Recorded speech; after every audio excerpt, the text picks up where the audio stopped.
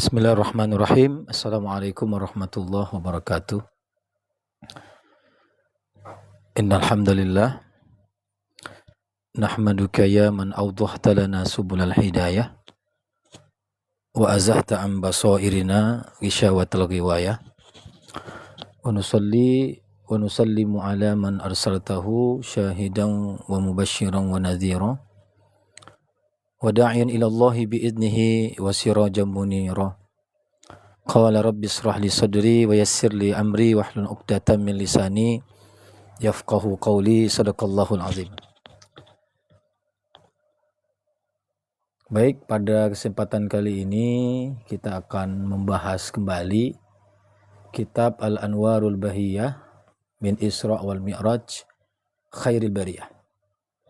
Di pertemuan sebelumnya kita sudah menjelaskan tentang ayat-ayat yang berhubungan dengan Isra' wal Mi'rajnya Nabi Muhammad SAW.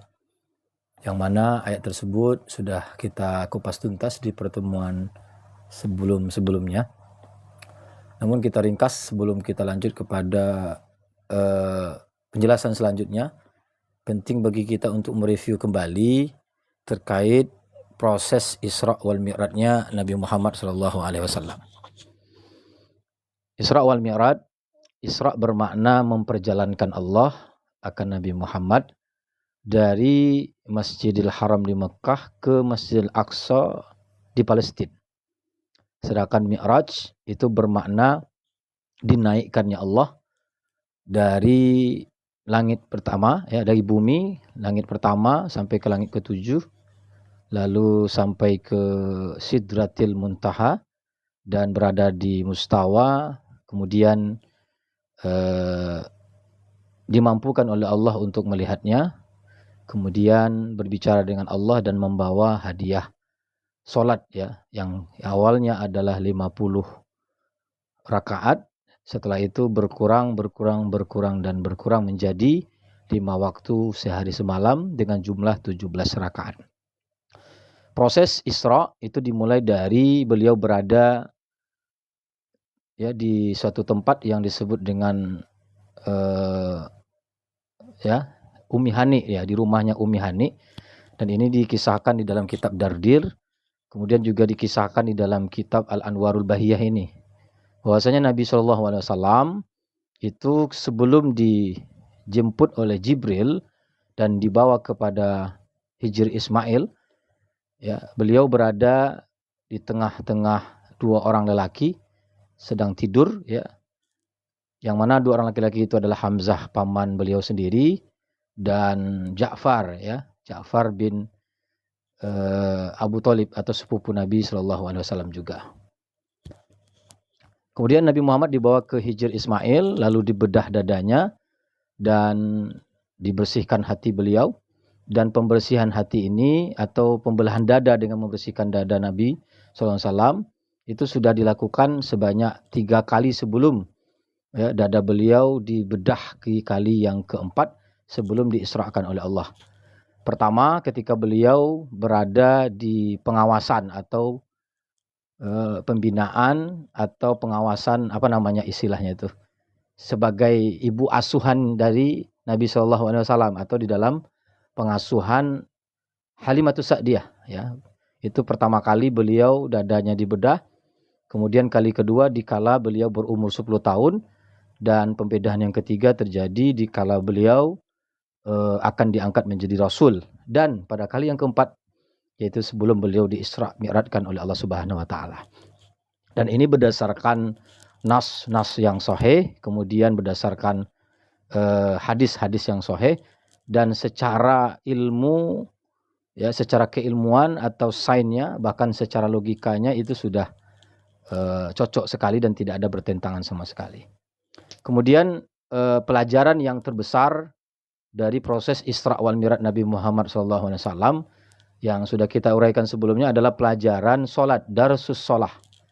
Ya, kalau Rasulullah Shallallahu Alaihi Wasallam di Isra wal Mi'rajkan oleh Allah jasad dengan ruhnya sekaligus, ya, karena kalau sekiranya hanya ruh berarti Nabi dalam keadaan tidur, dan tentunya ketika tidak dalam keadaan bangun atau tidak lengkap ruh dengan jasadnya di Isra Mi'rajkan oleh Allah berarti bukan mukjizat namanya.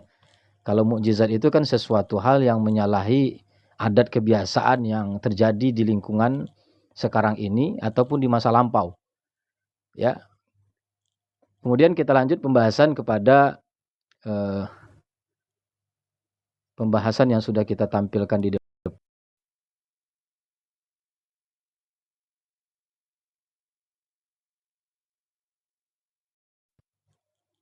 Mana ini?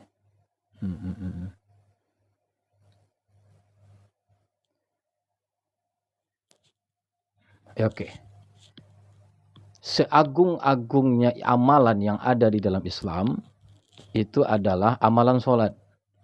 Ya, a'zamul a'malil Islam, seagung-agung amalan-amalan yang ada di dalam Islam adalah sholat.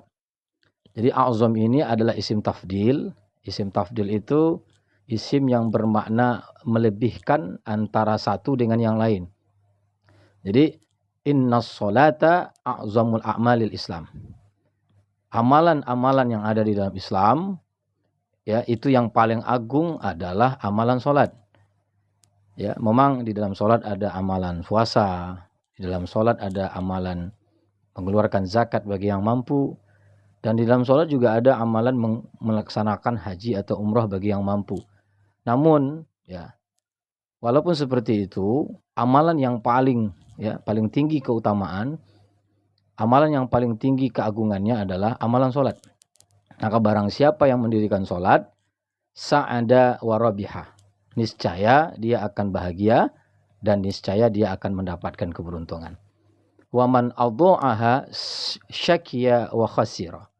Sedangkan siapa yang menyia-nyiakan sholat, niscaya dia akan celaka dan niscaya dia akan merugi. Jadi faktor, ya, celaka atau tidaknya seseorang, faktor, ya, rugi atau beruntungnya seseorang itu ditentukan sejauh mana dia menjaga sholatnya dan sejauh mana dia menyia-nyiakan sholatnya. Maka bila mana dia, ya, menjaga sholatnya, maka insya Allah dia akan bahagia dan pasti dia akan mendapatkan keberuntungan di dunia dan keberuntungan di akhirat. Akan tetapi sebaliknya, bila dia menyia-nyiakan sholat, ya, maka dia akan celaka hidup di dunia, apalagi di akhirat nanti. Di dunia dia akan merugi, di akhirat pun pasti akan merugi. Dan ini begitu banyak sekali hadis-hadis yang kita temukan terkait keutamaan sholat. Di antaranya dinukilkan oleh Syekh Sayyid Muhammad Qasim Ad-Dimsyik di dalam karya beliau Mau'izatul Mu'minin. Di situ dijelaskan sebuah hadis sahih, ya, bagaimana Rasulullah Shallallahu Alaihi Wasallam bersabda, orang yang mengerjakan sholat, menjaga sholat, maka sholat itu akan naik ke atas, ya. Lalu dia berkata kepada Allah Subhanahu Wa Taala, ya Allah, karena orang ini menjagaku, maka jagalah orang ini, buat dia bahagia dan buat dia hidup mendapatkan keberuntungan. Akan tetapi sholat yang disia-siakan dia juga akan naik ke atas, lalu dia akan berkata, ya Allah, orang ini sudah menyia-nyiakanku, maka sia-siakanlah orang ini dan celakakanlah orang ini. Na'udzubillahi min zalik. Summa na'udzubillahi min zalik. Farradahallahu ta'ala ala ibadihil mu'minina. Kenapa sholat itu diwajibkan? Kenapa sholat itu disyariatkan kepada kita umat Nabi Muhammad SAW? Maka alasannya adalah sebagaimana berikut ini. Ya, litakuna silatan bihadratihi wa tazkiran bi'azmatihi, agar sholat itu akan menjadi penghubung, ya, sholat itu akan menjadi penghubung antara Allah dengan hambanya. Ya, kita yakin dan percaya bahwa sesungguhnya kita ini adalah hamba yang selalu tidak menentu. Kita yakin dan percaya kita sebagai hamba memiliki jiwa yang terkadang berada dalam kesenangan, kadang jiwa itu berada dalam ketidaksenangan. Artinya kita itu tidak menentu dalam hal apapun. Jadi yang pasti di kita itu adalah mati. Yang pasti di kita itu adalah ya pasti akan masuk kubur. Yang pasti di kita itu adalah setiap kita pasti akan dibangkitkan kembali di padang mahsyar dan semua kita akan ditimbang dan akan dihitung segala catatan amal baik dan amal buruk kita. Itu yang pasti dari diri kita. Ya, kalau kaya tidak pasti, miskin tidak pasti, sehat tidak pasti, ya, sakit pun tidak pasti. Tidak ada yang pasti. Karena sesungguhnya al-alamu mutaghayyir. Alam itu berubah-ubah. Maka untuk mengatasi keberubahan alam, maka tentunya umat manusia mesti terus-menerus berada di dalam ikhtiar dan usahanya. Sebagaimana yang sudah kita sebutkan sebelumnya. Jadi, apa tujuan sholat? Agar Allah itu bisa berhubungan dengan kita. Atau agar sholat itu menjadi tempat di mana kita bisa berkomunikasi dengan Allah Subhanahu wa Ta'ala. Nah, kenapa kita penting berkomunikasi dengan Allah? Jawabannya adalah karena kita membutuhkan Allah. Kenapa kita penting berkomunikasi dengan Allah? Jawabannya karena kita tidak bisa hidup tanpa pemberian dari Allah. Ya, ini hadis bisa kita jumpai di dalam kitab Arba'in Nawawiyah di hadis yang ke-24. Hadis ini diceritakan oleh Abi Dzar Al-Ghifari. Terdapat dalam kitab Sahih Muslim dan Sahih Bukhari. Apa kata Allah dalam sebuah hadis qudsi? Ya ibadi, wahai hamba-hambaku. Siapa yang dikatakan hamba? La milkallah. Tiada jenis status kepemilikan baginya. Yang dikatakan hamba itu adalah la milkallah. Seseorang yang tanpa status kepemilikan baginya. Inilah yang dijelaskan di dalam kitab Al-Majalisus Saniyah. Syarahan dari kitab Arba'in Nawawiyah ini. Dan ini benar adanya. Ya. Kepunyaan kita hari ini itu kepunyaan yang tidak hakiki. Tetapi adalah kepunyaan yang bersifat fata morgana. Kita hari ini kaya, kekayaan itu tidak milik hakiki, tetapi adalah milik kita secara majazi. Ya, maka disebut alam itu adalah lahwun, la'ibun, walahwun. Ya, dunia itu adalah merupakan permainan dan huru-hara. Jadi maksudnya apa? Semua yang kita punya, semua yang hari ini kita diberikan status kepemilikan, itu pada hakikatnya adalah merupakan titipan. Kalau berbicara titipan, kalau sekiranya Allah ingin mengambilnya kembali, tiada daya dan tiada upaya kita untuk bisa menghentikannya. Ada sebuah pantun yang pernah saya kutip. Ya, kain basahan dibawa mandi, sudah mandi dibawa pulang. Jika kita sudah mati, itu harta kita diambil orang. Bahkan yang lucunya ya, kain basahan dibawa mandi, sudah mandi dibawa pulang. Kalau kita sudah mati, ya milik kita selama hidup itu akan sekehendak hati orang yang hidup. Ini tandanya apa? Tandanya bahwa sesungguhnya apa yang kita punya hari ini itu bukan milik kita. Wahai hambaku, kata Allah, yang tidak memiliki status kepemilikan, inni haramtu zulma ala nafsi faja'altuhu muharraman alaikum fala tazalamu. Wahai hambaku, sesungguhnya aku mengharamkan kezoliman atas diriku. Ya, zolim itu artinya apa? Ya, zolim itu kalau diberikan oleh Tuhan kepada hamba, berarti apa? Menyiksa orang yang melakukan kesalahan, ya, memberi pahala orang yang melakukan kebaikan dan menyiksa orang yang melakukan kesalahan. Jadi kalau Allah ya berbuat zolim kepada kita, itu sekehendak hatinya, sesuka hatinya sebenarnya, tapi Allah nggak melakukan. Bahkan dengan kesalahan kita sekalipun Allah tidak melakukannya saat itu juga. Ya, kan Allah tidak pernah kan ada orang baik lalu diberikan keburukan, ya, berikan kemelaratan, ketidakbahagiaan dalam hidupnya, tidak ada kan. Ya, orang sholat lalu Allah berikan dia hidup melarat, hidup sengsara, hidup tidak nyaman dan bahagia, tidak ada. Karena zolim itu artinya apa? Tidak menempatkan pada tempatnya, tidak menempatkan sesuatu pada kadar dan makom yang sesuai dengannya gitu. Sedangkan Allah saja ya mampu untuk memberikan azab kepada seseorang ketika dia melakukan kesalahan, tidak waktu itu Allah berikan. Ya, tidak saat itu Allah turunkan azab kepadanya. Allah undur dulu. Bayangkan ya. Bayangkan saja, Allah itu tidak pernah zolim. Bisa saja kan orang yang tidak sholat Allah buat hidupnya celaka. Orang yang tidak sholat Allah buat rezekinya menjadi susah. Orang yang tidak sholat atau orang yang melalaikan sholat Allah buat saja sakit-sakitan begitu. Orang yang tidak sholat Allah buat kondisi rumah tangganya berantakan. Orang yang tidak sholat Allah buat ya anak-anaknya nakal-nakal, bandel, melakukan perbuatan yang diharamkan atau memberikan kemudaratan. Kan tidak Allah lakukan gitu. Bahkan Allah berikan jeda dulu, Allah tangguhkan terlebih dahulu agar manusia itu bisa berpikir, terus belajar, terus mendalami. Ketika itu sudah dilakukan, maka juga dia tidak berpikir, juga tidak memahami, tidak mengerti, maka di saat itulah Allah akan mendatangkan azab kepadanya. Maka ini disebut dengan istidraj. Ya, istidraj itu artinya orang yang kaya tapi tidak sholat, kan tidak langsung Allah berikan siksaan pada waktu itu juga. Allah tangguhkan dulu.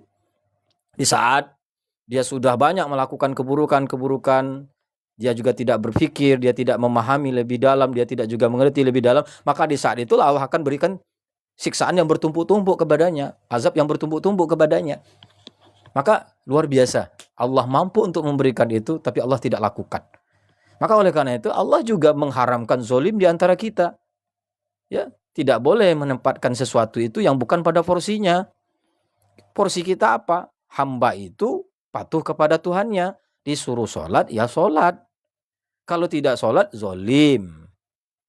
Ya, hamba itu bagaimana? Disuruh untuk melakukan perbuatan yang baik, ya melakukan perbuatan baik. Kenapa? Karena ketika hamba tidak melakukan perbuatan baik, berarti dia zolim. Tidak menempatkan sesuatu pada tempatnya.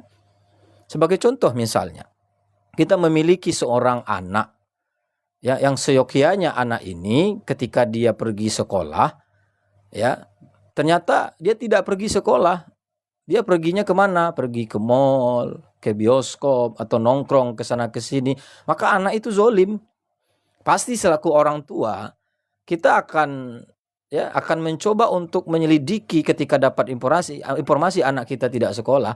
Lalu kita dapat informasinya jelas, terang dia melakukan itu, benar dia melakukan itu, sampai di rumah pasti kita berikan hukuman dong, kan begitu. Kenapa? Karena dia tidak menempatkan sesuatu pada tempatnya. Kalau dia saatnya belajar, ya belajar gitu. Saatnya dia itu benar, ya, layak, tepat melakukan itu, ya lakukan gitu.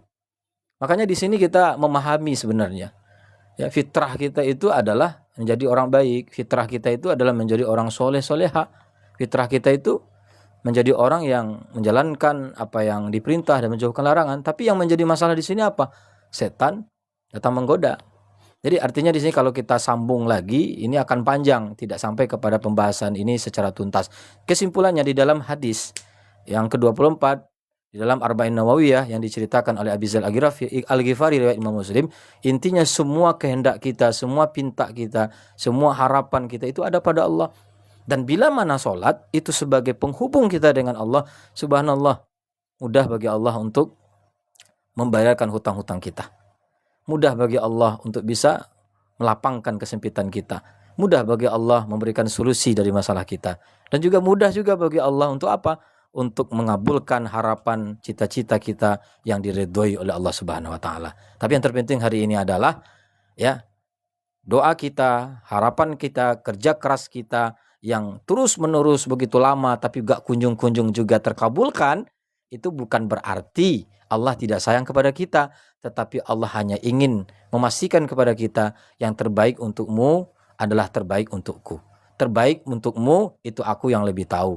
Jangan dengan lambatnya permintaanmu terkabul membuat kamu lengah, lelah, atau tak mau lagi berdoa kepada Allah. Kenapa? Karena pilihan yang terbaik itu adalah pilihan Allah. Ya, waktu yang tepat itu adalah waktu pilihan Allah. Kapan waktu itu diberikan? Insya Allah dengan sholat hubungan kita akan terus sejalin dengan Allah Subhanahu Wa Taala. Ya. Kemudian sholat itu juga sebagai bentuk wasyukran lahu ala ni'matihi, sebagai wujud syukur kita kepada Allah. Ya, wujud syukur kita. Syukur itu artinya apa? Ya, kalau secara bahasa syukur itu artinya, ya, terima kasih. Ucapan terima kasih kita kepada Allah atas apa? Atas segala pemberiannya kepada kita. Ya, sedangkan menurut Syekh Ad-Damanhuri dalam kitab Jawahirul Maknun, beliau menjelaskan syukur itu adalah kecerdasan seorang hamba di dalam menggunakan apa yang telah Allah anugerahkan kepada hamba itu, yang mana segala yang anugerahkan Allah kepada dia itu digunakan kepada tujuan nikmat itu diciptakan oleh Allah. Dan kita seyakin-yakinnya tujuan nikmat tercipta, bahkan kita sendiri itu diciptakan oleh Allah adalah untuk beribadah kepadanya. Maka sholat adalah bukti kita bersyukur. Maka orang yang tidak sholat berarti dia orang yang tidak pandai bersyukur, alias kufur nikmat. Lizalika, oleh karena demikian itu, kanat asasal fauzi was sa'adati fid dunya wal akhirah. Maka oleh karena itu, sholat adalah pondasi dasar, adalah tiang yang akan menopang, yang akan memperkuat tatanan kehidupan kita, yang akan mendukung segala cita-cita dan harapan kita, yang akan mendukung segala visi misi hidup atau rencana kita. Apa rencana dan visi misi? Ingin bahagia dunia dan akhirat. Maka pondasi dasarnya adalah sholat. Ya, kenapa di sini pondasi dasar keberuntungan kita itu adalah sholat? Ya kan jelas ya.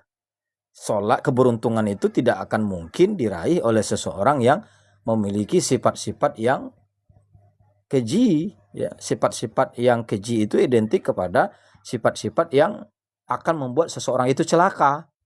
Ya, dan tentu secara otomatis orang yang beruntung itu adalah orang-orang yang selalu mengerjakan perbuatan yang bajik, bukan perbuatan yang mungkar. Nah, sholat itu mampu mengantarkan seseorang terjauh dari keji dan mungkar tersebut. Mana ada orang yang akan beruntung jikalau dia melakukan perbuatan keji? Ya, kalau tersembunyi bolehlah, orang suka-suka aja sama dia. Tapi sampai kapan ya bau kentut itu akan disembunyikan? Tidak akan pernah bisa. Ya, kentut itu, baunya itu tidak akan pernah bisa disembunyikan. Walaupun seseorang pandai-pandai terkentut, pandai-pandai mengeluarkan kentut, itu tidak akan diketahui oleh orang. Pasti orang akan tahu. Ya, walaupun kentut itu terbagi dua pula kan. Kentut poh, kentut pui kan gitu. Kentut poh besar bunyinya, baunya nggak seberapa. Kalau pui kan bunyinya kecil, tapi baunya minta ampun. Artinya, sebusuk-busuk apapun kita, sepandai-pandai apapun kita menyembunyikan kebusukan, itu pasti orang akan mengetahuinya. Maka oleh karena itu, ya, keberuntungan kita itu, keji dan mungkar kita itu didorong dari sejauh mana kita mampu menghancurkan perbuatan keji di dalam diri dan menjadikan diri kita terjauh dari perbuatan mungkar. Keji apa? Segala hal yang bersumber dari hati. Penyakit-penyakit yang datang dari hati. Apa itu? Penyakit iri, dengki, merasa tidak senang orang mendapatkan kesenangan, merasa senang orang mendapatkan kesusahan. Ini penyakit yang tidak akan menyebabkan seseorang akan beruntung. Makanya dalam Al-Quran Allah berfirman, Inna sholata tanha anil fahsya'i wal munkar. Sesungguhnya sholat yang sempurna itu, sholat yang benar-benar itu akan mengantarkan seseorang jauh dari keji dan mungkar. Subhanallah. Ternyata kalau kita gali ya, kata sholat di dalam Al-Quran itu nggak pernah pakai tanwin di akhirnya. Coba silakan kita cek. Tidak ada satupun kata sholat yang ditulis di dalam Al-Quran itu tidak pernah menggunakan tanwin di akhirnya. Sholatun, sholatan, sholatin tidak pernah ada. Ya, artinya setiap kata sholat dalam Al-Quran selalu menggunakan kata yang bermakna ma'rifah. Apa itu ma'rifah? Sesuatu yang bermakna istimewa. Berarti kalau kita terjemahkan inna sholata, itu maknanya bukan sholat biasa. Ya, sesungguhnya sholat yang benar-benar itu dapat mengantarkan seseorang untuk terjauh dari keji dan mungkar. Subhanallah. Ya, walaupun kita lihat ada orang sholat, selesai sholat dia bergunjing. ada orang sholat, selesai sholat dia adu domba orang, fitnah orang, iri dan dengki sama orang gitu. Itu pertanyaannya, orangnya yang nggak benar sholatnya atau sholatnya yang salah, kan begitu. Maka jawabannya sholat tidak salah. Tidak salah. Orang yang mengerjakan sholatlah yang belum memenuhi rukun dan syarat, dan ketentuan-ketentuan untuk mendapatkan sholat yang berkualitas. Jadi kalau sholatnya berkualitas, itu niscaya dia akan terjauh dari keji dan mungkar. Maka ini bisa jadi tolak ukur bagi kita. Kapan kita bisa melihat seseorang itu sholatnya bagus atau tidak? Cek bagaimana realitas hidupnya sehari-hari. Ternyata hablum minallah dan hablum minan nas itu kedua-duanya mesti sejalan dalam kehidupan.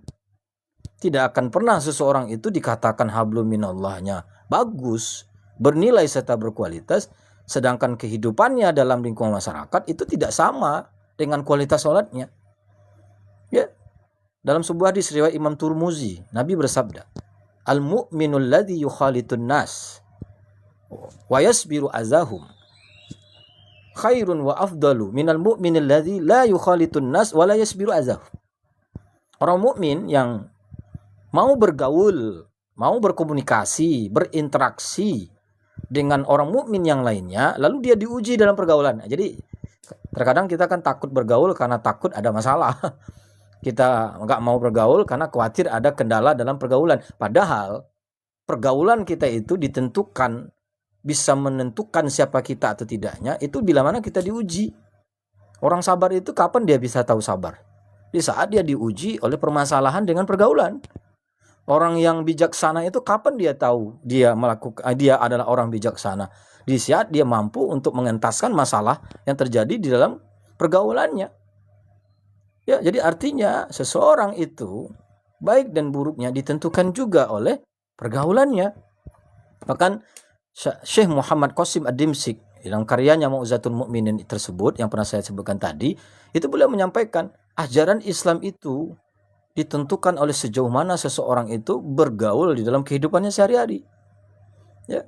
Dalam pergaulan kan banyak sekali ujian. Kalau kita cek itu dalam kitab, dalam Quran surah Nun ayat 10-13, itu ada 9 permasalahan dalam pergaulan. Ya, yang terkadang menguji iman kita, menguji kemampuan kita di dalam menghadapi segala masalah itu. Yang pertama apa? Suka bersumpah, menyumpah-nyumpah. Yang kedua suka menghina, mengejek, membuli. Yang ketiga, suka mengupat-ngupat. Ya, diberi mengupat, tak diberi mengupat sedikit, diberi mengupat banyak, diberi pun ngupat-ngupat. Jadi selilit pinggang ngupat aja kerjaannya. Makanya Allah wajar berfirman ya, wailul likulli humazatil lumazah. Celaka bagi orang yang suka mengupat-ngupat. Yang keempat, suka mencaci maki. Yang kelima, suka menghalangi orang berbuat baik. Yang keenam, suka berlebih-lebihan. Marah berlebihan, ya, benci berlebihan. Padahal dalam hidup itu kan manis jangan cepat kita telan, pahit jangan cepat kita muntahkan. Sedang-sedang sajalah hidup itu. Ya, kalau yang ketujuhnya gemar berbuat dosa. Yang kedelapan kasar, yang kesembilan memiliki keterkenalan dalam hal keburukan. Jadi artinya sholat ya menentukan kualitas ibadah kita. Sholat menentukan baik buruknya hidup kita. Maka wajar kita sebut tadi wassalatu ya. Said Muhammad Muhammad bin Alawi Alawi Al-Maliki Al-Maki Al-Hasani berkata, sholat itu adalah seagung-agungnya amalan. Kenapa disebut seagung-agungnya amalan? Karena sholat itu kalau baik menentukan kebaikan amalan-amalan yang lainnya. Ini bisa kita lanjutkan ya. Kebahagiaan dunia dan akhirat. Qala Rasulullah SAW, Rasulullah bersabda, awwalu ma yuhasabu yaumal qiyamah, ya awwalu ma yuhasabu bihil abdu yaumal qiyamati as-salatu. Yang pertama akan dihitung di hamba adalah amalan sholatnya. Yang pertama kali akan dihitung nanti di hari kiamat adalah sholat kita. Fa in saluhat saluha sairu amalihi, wa in fasadat fasada sairu amalihi. Jika sholatnya baik, sholatnya berkualitas, sholatnya berharga dan bernilai, niscaya baiklah seluruh amalannya. Jika sholatnya jelek, sholatnya abai, sholatnya subhanallah min zalik, maka rusaklah segala amalan-amalannya.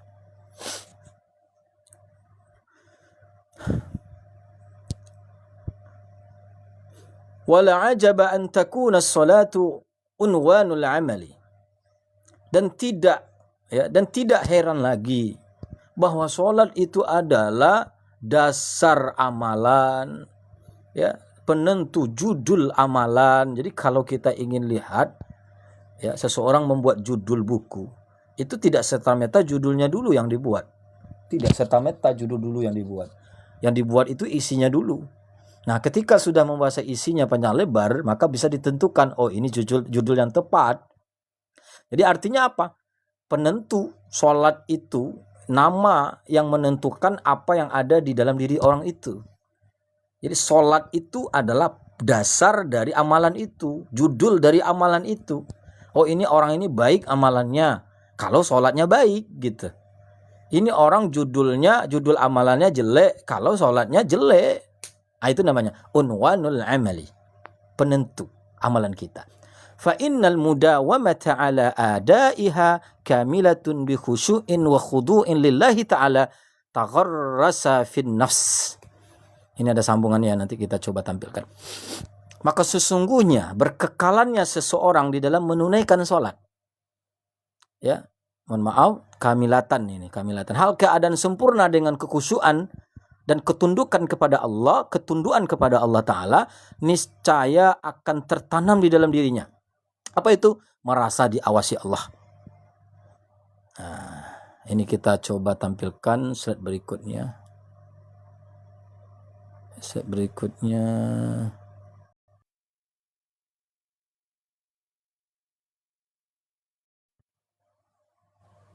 Oh, bukan.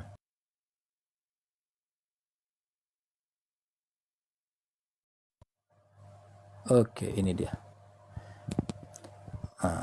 Jadi bila mana seseorang berkekalan sholatnya, ya, berkekalan dengan cara bagaimana? Dengan cara khusyuk sholatnya. Khudu itu merasa hina. Jadi kalau kita sholatnya khusyuk, itu akan terbekas, tertanam di dalam hati kita itu, kita merasa diawasi oleh Allah. Dan barang siapa yang merasa diawasi oleh Allah, niscaya dia akan takut melakukan pekerjaan yang diharamkan Allah. Nauzubillahi min zalik. Maka dia akan menghadapkan dirinya kepada yang diridhoi Allah, maka dia akan berkata dengan jujur. Kalau dia berjanji, dia akan menepati. Kalau dia diberi amanah, dia akan menunaikan amanahnya, dan dia akan sabar di dalam segala siksaan dan segala ujian dan cobaan, dan bersyukur atas segala nikmat yang diberikan. Subhanallah. Nah, saya mengutip lagi ungkapan Said Muhammad Qasim Ad-Dimsyik, ya, di dalam karyanya Mau'izatul Mu'minin min Ihya Ulumuddin, ya, cara untuk sholat khusyuk itu sebenarnya sudah dijelaskan juga dalam Al-Quran, kan. Apa kata Allah? Bismillahirrahmanirrahim. Wasta'inu bis sabri was sholah wa innaha lakabiratun illa 'alal khashi'in. Ya, illa 'alal khashi'in alladzina yazunnuna annahum mulaqu rabbihim wa annahum ilaihi raji'un. Di dalam ayat ini jelas, minta tolonglah kamu kepada Allah dengan cara mendirikan sholat yang benar, lalu dilengkapi dengan sabar. Jadi sabar ini sering muncul dari berbagai macam ayat, bahkan bergabung dengan berbagai macam amalan. Banyak sekali kata sabar ini seringkali itu dalam satu ayat bergabung dengan perintah amalan yang lain. Banyak. Ya, salah satunya bisa kita cek juga, kan, dalam surah Ali Imran ayat 142. Itu Allah berfirman, ya, kamu mengira kamu akan masuk surga begitu saja, padahal kamu belum bersungguh-sungguh dan bersabar. Ternyata sungguh-sungguh pun harus bersabar, gitu. Jadi orang baik pun harus bersabar, kan begitu. Jadi orang jahat pun harus bersabar. Jadi orang kaya harus bersabar. Jadi orang miskin juga bersabar. Jadi orang berpangkat mesti bersabar. Orang yang biasa-biasa mesti bersabar. Kenapa? Karena sabar itu maknanya mencari jalan keluar dalam persoalan hidup untuk sampai kepada derajat, sampai kepada Allah. Artinya apa?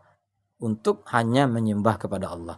Kenapa? Orang kaya banyak ujian. Kalau dia nggak mencari jalan keluar dalam ujian itu, bisa jadi dia terlena oleh kekayaan sehingga dia tidak mau beribadah kepada Allah, kan begitu. Orang miskin apalagi diuji dengan kemiskinannya. Kalau dia tidak mencoba cari jalan keluar dari persoalan hidupnya itu agar tidak terlena, agar tidak mengupat oleh kemiskinan, maka dia akan sampai kepada Allah. Ini sering sekali, ya. Jadi minta tolonglah kamu kepada Allah dengan cara mendirikan sholat yang benar, dilengkapi dengan cara bersabar. Kenapa? Karena sesungguhnya sholat yang berkualitas dan sabar sekaligus di dalamnya itu berat sekali. Kecuali bagi orang yang khusyuk. Ini ada yang ucapin salam, waalaikumsalam, yang ada gambar stroberi. Waalaikumsalam Yandi ya, ada Yandi juga. Wasta'inu bisabri wassalah wa innaha lakabiratun illa 'alal khasyin. Minta tolonglah kamu kepada Allah dengan cara sabar dan salat. Sesungguhnya salat itu berat kecuali bagi orang yang sabar. Siapa yang sabar? Mohon maaf, bagi orang yang khusyuk. Siapa orang yang khusyuk? Orang yang yakin akan bertemu Allah dan orang yang yakin akan kembali kepada Allah. Maka Muhammad Qasim Ad-Dimsyik dalam karya tersebut memberikan regulasi-regulasi, tahapan-tahapan untuk bisa khusyuk dalam sholat. Yang pertama, ya, Syekh Muhammad Qasim Ad-Dimsyik ini menjelaskan agar sholat kita khusyuk, mesti kita itu berilmu. Ya, mesti berilmu. Ya, ilmu itu apa? Sifatun tajalla bihal asya. Ini menurut Syekh Az-Zanuji dalam Ta'lim al-Muta'alim. Sifat, ya, sifat yang dimiliki oleh seseorang untuk mengungkap segala hal yang masih samar-samar. Ilmu itu adalah sesuatu sifat yang dimiliki oleh seseorang untuk mengungkap segala sesuatu yang kabur, yang tidak jelas. Tentu, kalau masih kabur bacaan sholatnya, ungkaplah agar bisa jadi terang. Gerak-gerik sholatnya belum pas, belum tepat, ungkaplah agar gerik sholatnya agar pas. Apalagi khusyuk, memahami tentang ilmu akidah yang belum terang, ayo perterang dengan ilmu. Ya, ilmu fikihnya belum terang, ayo perterang dengan ilmu. Tidak apa-apa, kita itu menuntut ilmu ada prosesnya. Kan gak mesti pula jadi orang baik dulu baru sholat kan.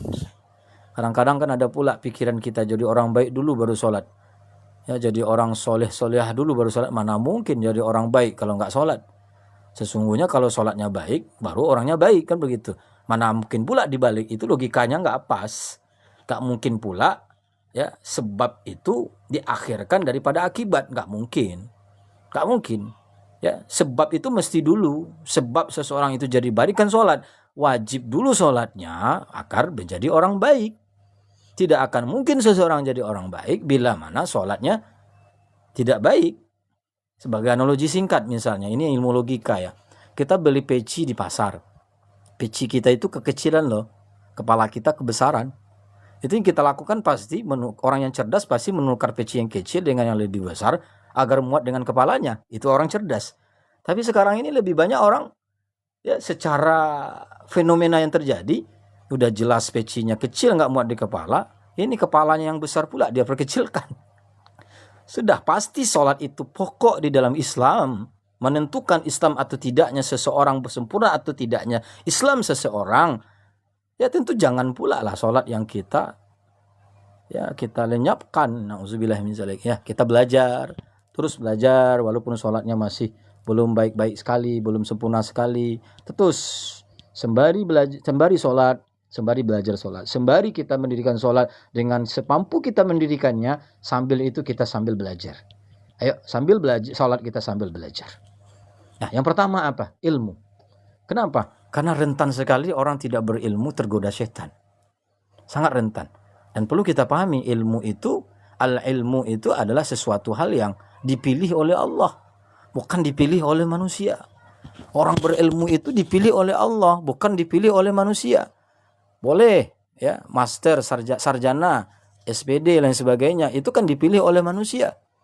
Master, ya, MAG, MIN, lain sebagainya. Doktor, profesor, itu pilihan manusia. Tapi tidak serta-merta pilihan manusia itu menentukan seseorang berilmu. Tapi pilihan Allah siapa orang berilmu? Innama yakhsyallaha min ibadihil ulama. Jadi al-ulama di situ ada alif lam ahdi zihni. Ulama di sini adalah dalam benak kita itu seseorang yang dipilih oleh Allah. Subhanallah. Ya, yang pertama tahapan khusyuk adalah mesti berilmu.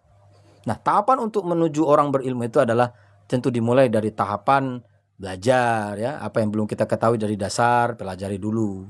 Kalau bacaan Al-Qur'annya belum bagus, bacaan Al-Qur'annya baguskan dulu. Baru bacaan sholatnya benar. Setelah bacaan sholatnya benar, baru kita belajar terjemahan sholatnya. Bacaan sholat itu kita terjemahin. Kita ketahui kandungannya. Baru kita belajar kajian-kajian yang mengarahkan kita kepada penetapan pemikiran kita di dalam sholat. Karena yang kedua nanti untuk khusyuk itu menghadirkan hati dan badan di dalam sholat. Ya, bagaimana cara menghadirkan badan dan hati? Jadi yang kedua ya, syarat khusyuk yang kedua adalah menurut Syekh Muhammad Qasim Ad-Dimsyik dalam Mau'izatul Mu'minin adalah menghadirkan badan dan hati sekaligus. Kalau tidak berilmu maka itu tidak akan bisa terjadi. Mesti berilmu dulu baru bisa menghadirkan badan dan sholat. Badan dan di dalam sholat dan pikiran di dalam sholat. Yang ketiga, mengagungkan. Ya, sekecil apapun, mohon maaf, sunnah ab'ad pun, sunnah hayat pun, agungkan. Ya, muliakan. Tidak boleh disepelekan. Sholat tidak boleh diremehkan. Sholat tidak boleh diolok-olokkan. Yang keempat, takut kepada Allah. Takut kepada Allah. Makanya di dalam Al-Quran, innama yakhshallaha, innama ya'muru masajidallaha, ya, masajidallahi man amana billah. Orang yang memakmurkan rumah Allah, masjid Allah, itu orang yang beriman sama Allah, beriman pada hari akhir, mendirikan sholat dengan berkualitas, kemudian dia tidak takut kecuali hanya kepada Allah. Jadi ada rasa takut di sini. Takut apa? Takut mati tidak membawa amal. Takut kalau sekiranya nanti mati itu dibangkitkan kembali. Nah, ini omongan orang-orang ragu aja lah dulu ya. Orang ragu saja.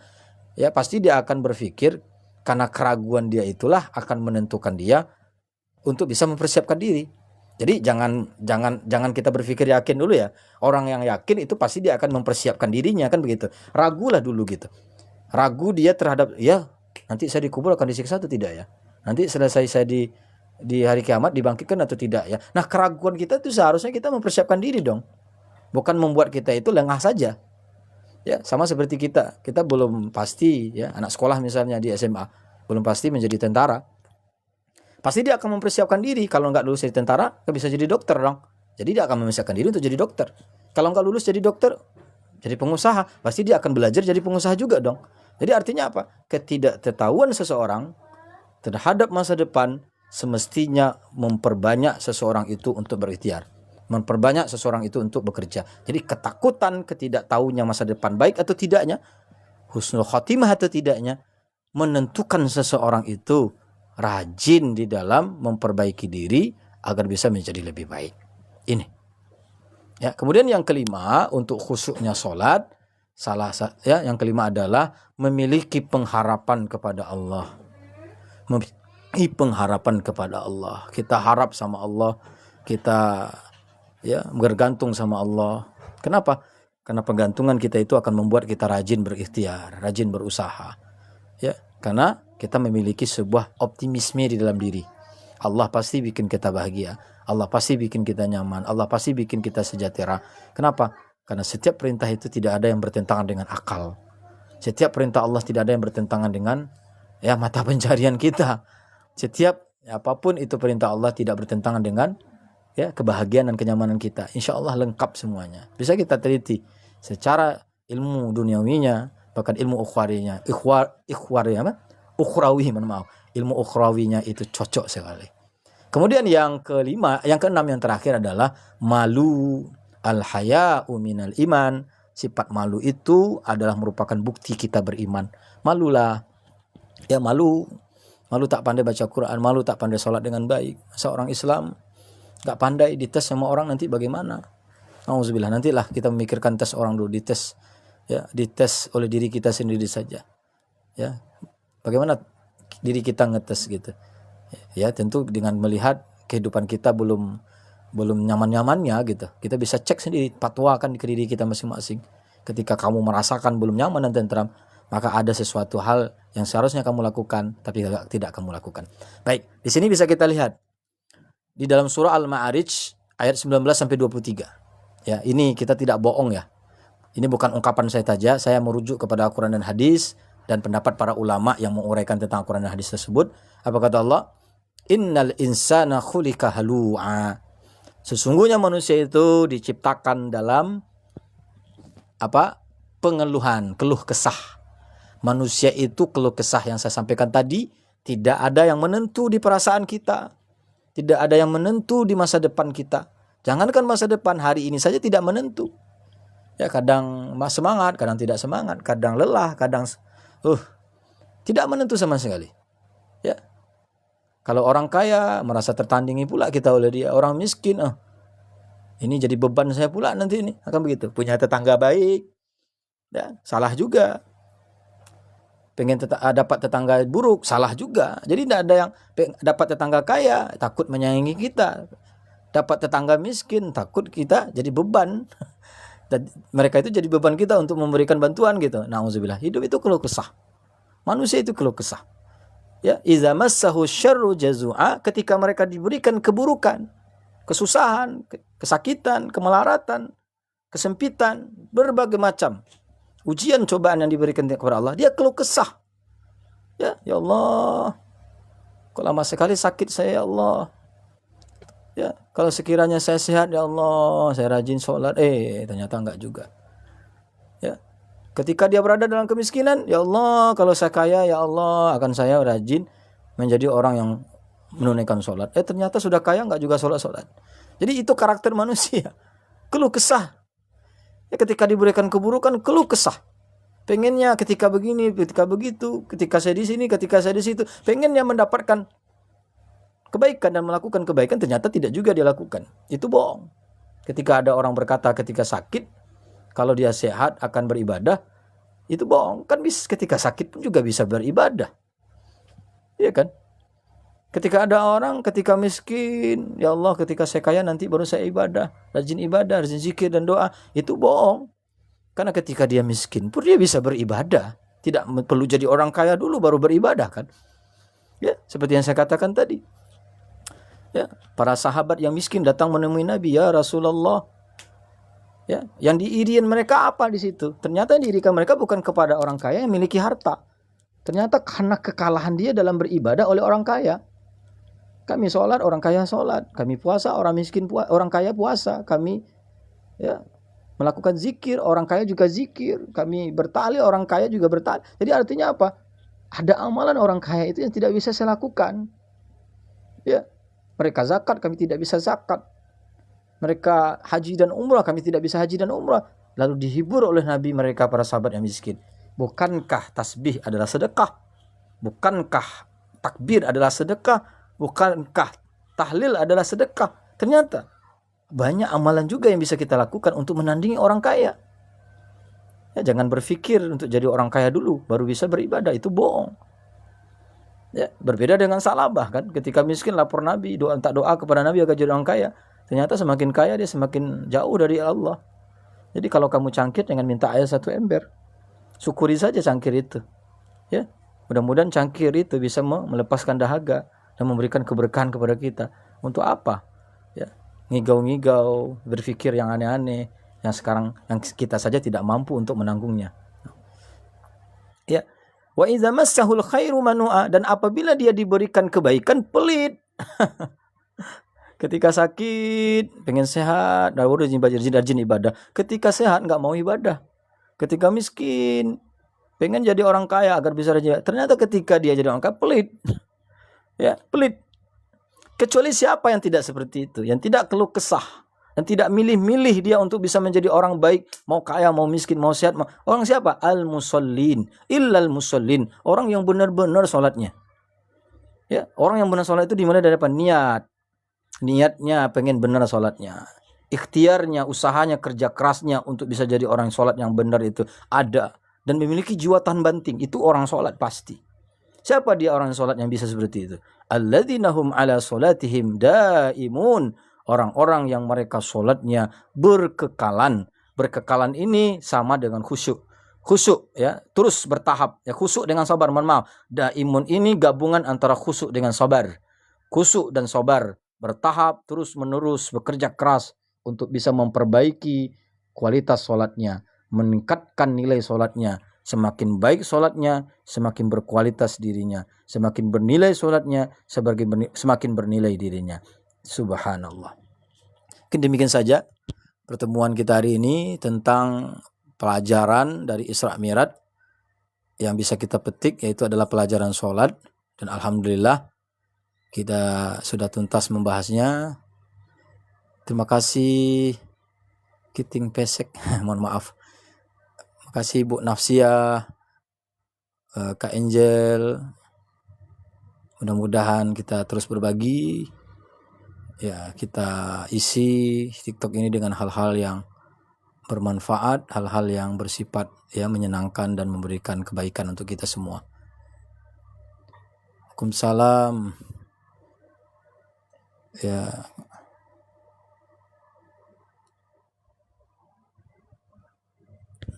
Pertanyaan, kita cek dulu ada pertanyaan atau tidak.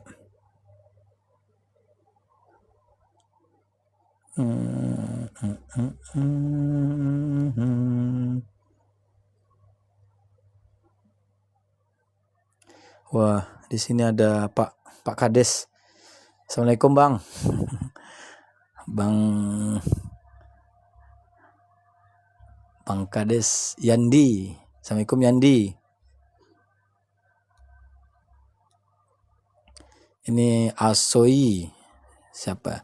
Assalamualaikum. Pak Rimbus. Pak Aris.